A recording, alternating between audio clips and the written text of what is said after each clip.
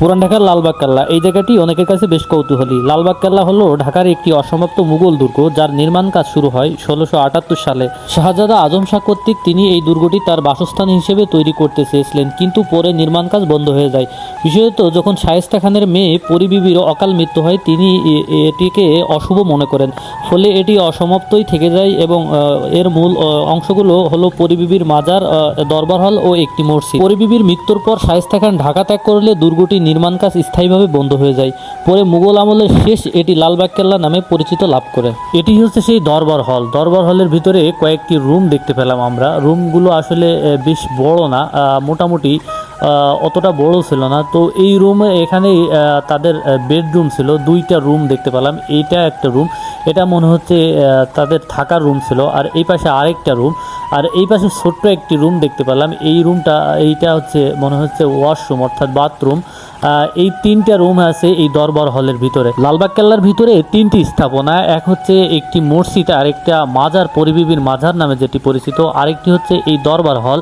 অর্থাৎ এই জায়গাটিতেই তারা বাসস্থান হিসেবে ব্যবহার করত, এই জায়গাটি তারা থাকতো। ও তৎকালীন সম্রাট শায়েস্তা খান ও পরিবিবি তারা এখানেই মূলত তারা থাকতো।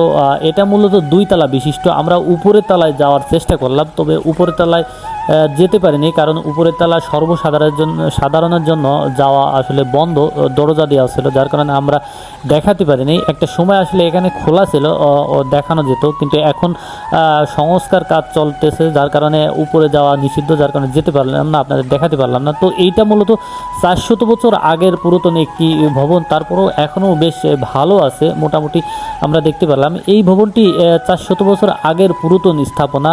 এটাই উপরে আসলে আমরা যেতে পারিনি, তো নিচে থেকে আসলে কয়েকটা জিনিস দেখছি। তবে নিচে কিছু জিনিস রাখা ছিল, আসলে অনেক আগে আমি এসে দেখছি, কিন্তু এখন আসলে এটা নাই। এই পাশে দেখতে পাচ্ছি এইটা হচ্ছে সেই পরিবিবির সমাধি, এইটাই হচ্ছে পরিবিবির সমাধি। এখানে পরিবিবি নাম করে একজন ছিল, তাকে সমাধিত করা হয়েছে। আসলে কতটুকু দেখাতে পারতে জানি না। এইটাই সেই পরিবিবির সমাধি। শায়েস্তা খানের কথিত ছোট কন্যার সমাধি এটা। এটার ভিতরে ঢোকা যায় কিনা জানি না, তবে আমি যদি ঢুকতে পারি তো দেখাবো। এটা শায়েস্তা খানের কথিত ছোট কন্যা শামসাদ বানু এর সমাধি। শায়েস্তা খানের বিশ্বস্ত সেনাপতি মির্জা বাঙালির সমাধিস্থলে এটা। আরও পাশে দুইটি সমাধিত করা হয়েছে। এই দুইটা কবর হচ্ছে অজ্ঞাতনাম।